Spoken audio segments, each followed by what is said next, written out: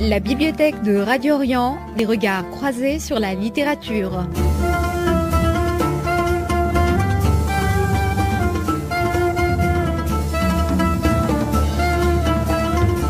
La bibliothèque de Radio Orient avec Loïc Barrière.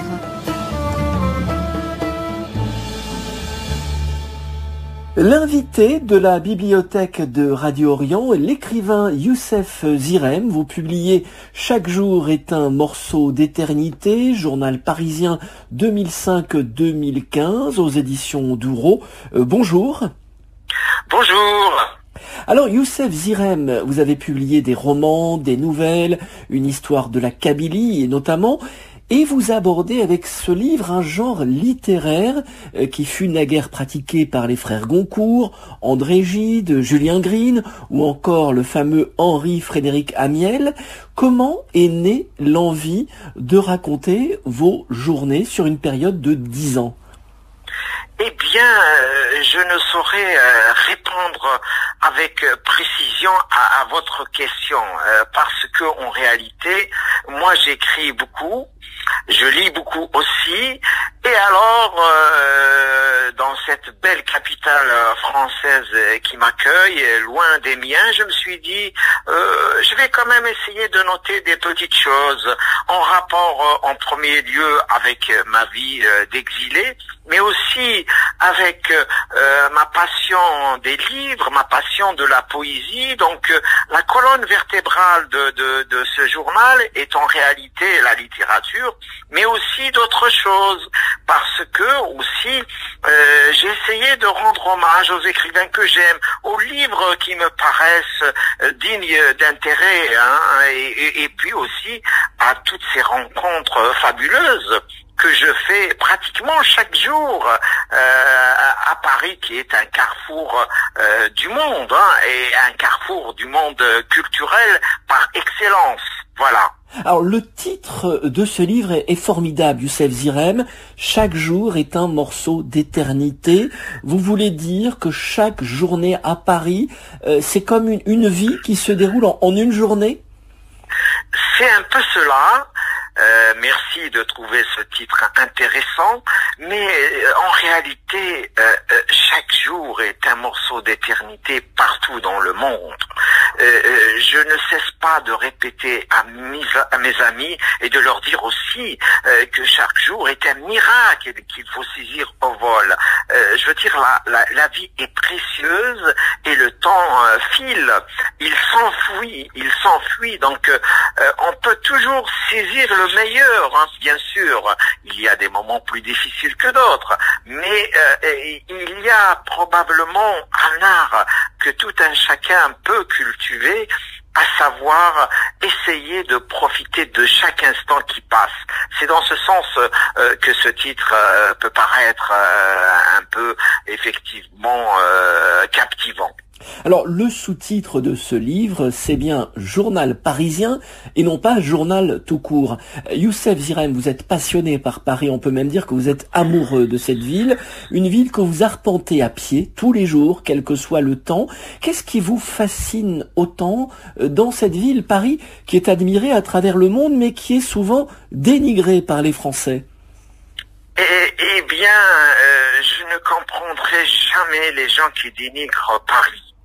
Paris est une merveille et j'en suis amoureux, mais permettez-moi de vous raconter une anecdote. Elle est en relation avec cette ville.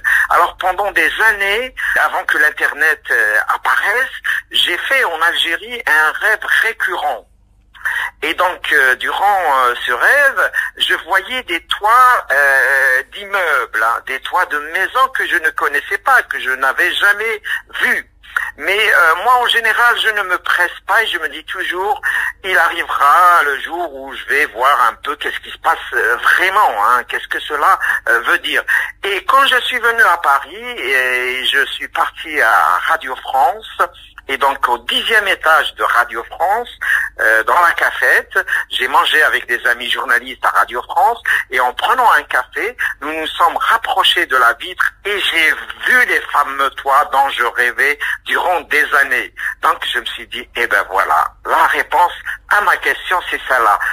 Ce sont les toits de Paris. Les toits de Paris, comme tout le monde le sait, est un joyau. Ce sont des toits exceptionnels. Et donc, je continue à découvrir Paris chaque jour. Et chaque jour, il y a des choses à découvrir dans Paris et dans chaque ruelle. Merci pour cette belle anecdote, Youssef Zirem. Sur 10 années, vous faites très peu d'infidélité à Paris. Et si vous vous éloignez, c'est pour aller à la rencontre d'une association kabyle à Rouen, à 136 km seulement.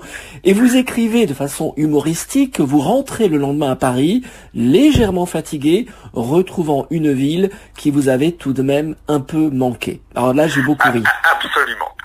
Eh bien, je peux dire que je suis l'un des rares Parisiens, effectivement, qui reste tout le temps à Paris et qui ne s'ennuie jamais. Et je trouve toujours des choses à faire à Paris. Bien sûr, je regarde aussi ce qui a un peu délicat, difficile à Paris aussi. Il y a des SDF, j'en en parle parfois. Il y a des gens qui ne se retrouvent pas. Il y a des gens qui ont des soucis sentimentaux, matériels. Ça ne veut pas dire que tout est beau dans Paris. Mais moi, j'arrive à dépasser toutes ces difficultés pour essayer de voir ce qui m'inspire le plus, ce qui m'aide à vivre, ce qui m'aide à me dire à moi-même qu'il y a la possibilité de faire des choses intéressantes. Vous savez, le monde en général est tourmenté. Il y a des guerres, il y a des gens qui souffrent, il y a des gens qui sont en prison pour leurs idées, il y a des dictatures féroces, mais on ne peut pas s'empêcher de se dire il vaut mieux vivre aussi, se battre, combattre, que se dire que tout est perdu, qu'il n'y a rien à faire. Voilà. Alors, vous dites, Youssef Zirem, que la poésie est partout dans les rues de Paris. Ah, ça je confirme. La poésie est partout dans les rues de Paris. D'abord, elle est écrite parfois dans le métro, elle est écrite sur des murs, mais la poésie, c'est aussi un sourire, c'est aussi une action humaine, humaniste. La poésie, pour moi, est partout. Elle est dans toutes ces librairies. Moi, je suis un amoureux des livres, et quand je vois les livres et quand je vois le sourire que certains ont quand ils achètent un livre, ça me rend heureux, et je trouve que c'est de la poésie. Et puis aussi, il y a tous ces bistrots où la poésie est célébrée. Moi-même, j'organise un café littéraire depuis maintenant 5 ans. Chaque dimanche à Paris, dans le 20e arrondissement, il y a de la poésie dans ce lieu. Il y a de vrais poètes, il y a des chanteurs, il y a des gens qui apprennent à écrire de la poésie, et tout ça, c'est Paris.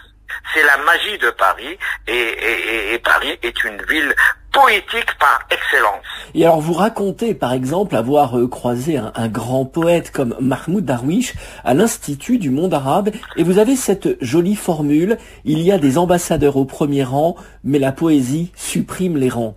Absolument, et je me souviens comme si cela daté d'hier, pour paraphraser un grand diariste de chez nous, Mouloud Feraoun, assassiné en 1962, et qui a écrit un journal sur quelques années, un excellent journal, et qui s'est avéré assez visionnaire sur l'avenir de l'Algérie et d'autres choses. Et donc effectivement, j'ai eu la chance d'approcher ce grand poète que j'ai toujours admiré, et j'ai aimé comment il s'est comporté, paix à son âme. Après, bien sûr, il y a eu d'autres poètes, il y a eu des récitals de poésie, mais vous confirmez encore une fois que, y compris à l'Institut du monde arabe, il y a des poésies, des formes de poésie, parce que cet institut, mine de rien, s'ouvre sur beaucoup d'autres cultures. Youssef Zirem, c'est un journal toujours généreux, tourné vers les autres que vous écrivez. Vous consignez vos lectures, les expositions, les films que vous voyez. Et ce qui est savoureux, c'est que vous évoquez aussi des œuvres qui parfois ont eu très peu d'écho. C'est important aussi de fixer dans un livre l'enchantement et la joie que vous procure un livre dont personne, à part vous, n'a parlé. Oui. Oui, et ça, j'ai toujours aimé le dire, le faire d'une façon ou d'une autre dans les émissions que j'ai animées à la télévision ou à la radio.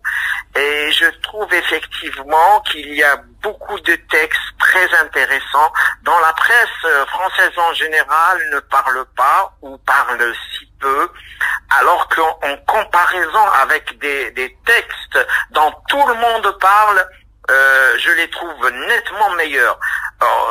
C'est rien du tout, hein, un journal, hein, par rapport à tous ces médias quand ils veulent faire d'un écrivain une star. Mais je me dis que c'est quand même peut-être quelque chose de bien, parce que peut-être qu'un jour des lecteurs vont découvrir ces textes. Il y en a, et vous le savez vous-même aussi, hein, il y a plein de textes comme ça qui mériteraient un meilleur sort de par la critique en général. Youssef Zirem, les références à l'actualité ne sont pas si nombreuses sur ces 10 années, mais vous évoquez avec beaucoup d'émotion en janvier 2015 l'attentat contre les journalistes et les dessinateurs de Charlie Hebdo, et vous racontez notamment la grande marche qui a eu lieu quelques jours plus tard, la manifestation du 11 janvier. Oui, c'est vrai, vous avez raison, il n'y a pas trop d'actualité politique dans le journal, mais j'ai participé à cette marche et je me souviens encore de la solennité de cette marche et de la beauté de tout ce peuple venu dire qu'il ne cautionnait pas ces méthodes barbares. Et puis aussi, vous savez, cela m'a rappelé les différents attentats qu'il y a eu en Algérie, y compris contre des journalistes, paix à leur âme. J'ai vécu personnellement toute cette décennie de la guerre contre les civils, et il y a beaucoup de journalistes, dont mon ami Tahar Jaout, écrivain et journaliste, paix à son âme, ont été donc les victimes de cette barbarie islamiste, ou cette barbarie de certains régimes aussi, hein. Mais à Paris, durant cette marche, il y a eu une solidarité qui m'avait beaucoup plu, et j'espère qu'elle sera toujours présente dans les rues de Paris quand il faudra qu'elle soit présente. Alors il y a une notation que j'aimerais vous faire commenter, Youssef Zirem. En mars 2015, vous écrivez ceci: « Loin de toutes les injustices du monde, j'essaie de continuer ma quête du vrai. Je sais que le temps s'enfuit, je sais que la vie est trop courte. Je préfère saisir la beauté du monde, la beauté de chaque instant. » Ces phrases résument votre philosophie ? Une partie de ma philosophie, c'est Dostoïevski qui disait que la beauté sauvera le monde. J'espère qu'il a raison. En tout cas, moi, je crois à la beauté et je la trouve chaque jour à Paris, hein. Donc, c'est une partie de ma philosophie qui tourne essentiellement vers l'humain, vers l'humanisme. Je crois que l'essentiel de l'existence d'un homme, c'est sa capacité à rester humain, à rester humaniste. C'est sa capacité à être à l'écoute de l'autre, et c'est sa capacité à pouvoir l'aider s'il y a nécessité. Une vie égoïste, pour moi, ne vaut rien du tout. Alors il y a une façon de mesurer le temps, c'est de songer par exemple aux restaurants, aux bistrots qui ont changé de propriétaire, et après avoir parlé du Mastroquet dans le 9e arrondissement, vous écrivez, Youssef Zirem, c'est en faisant l'inventaire de tous les établissements qui ont disparu qu'on se rend compte que le temps fuit, que nous sommes tous amenés à disparaître. Absolument, et ça c'est vraiment vérifiable. Dans mon quartier, dans le 9e arrondissement, eh bien j'ai vu des dizaines de bistrots changer de main et parfois même changer d'activité. Tout comme aussi j'ai vu, malheureusement, des librairies devenir autre chose, devenir des magasins de babioles. Je peux citer dans le 9e arrondissement le Tumulte des mots, qui fut une grande librairie et qui n'en est plus une. Effectivement, tout cela nous fait comprendre que nous sommes des mortels. Alors en février 2007, Youssef Zirem, vous racontez avoir été aperçu dans la rue par 3 de vos amis algériens que vous n'aviez pas vus depuis longtemps, et vous finissez la journée avec eux dans un bar tenu par un Algérien, et quand on vous demande si l'Algérie vous manque, vous racontez que Paris est aussi une ville algérienne. Est-ce que vous pouvez nous en dire plus? Absolument, oui, ça c'est vrai. Ça c'est vrai, et c'est ça la magie de Paris aussi, et c'est pour ça que je ne m'ennuie pas. D'abord, je rencontre des amis des 4 coins du monde, qui viennent d'Amérique du Sud ou d'Afrique, mais aussi les Algériens sont assez présents dans cette ville. Ils sont là depuis maintenant plus d'un siècle, les Algériens. Les Algériens sont anciens dans cette ville, et il ne se passe pas un jour sans que j'en rencontre.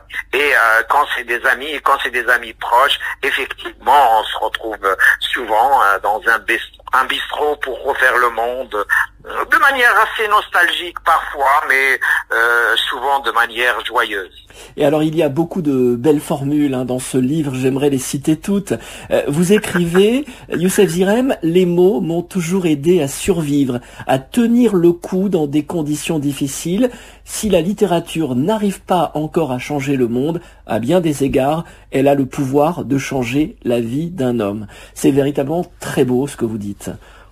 Eh ben, merci beaucoup, et je le crois profondément, et cela, ça fait de longues années que les mots m'accompagnent, et je ne pourrai jamais les remercier parce que, comme il faut, parce qu'effectivement, ils m'aident à vivre, à survivre, à affronter les difficultés, à affronter les affres de l'exil, et à supporter parfois l'insupportable.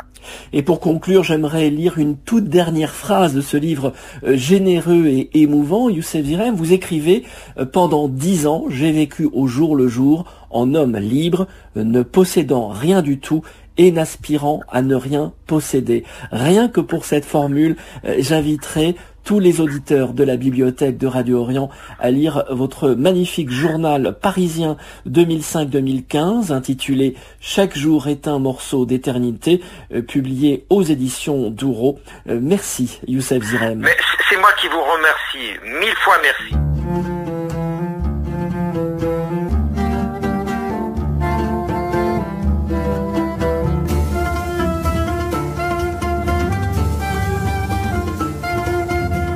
C'était la bibliothèque de Radio Orient avec Loïc Barrière.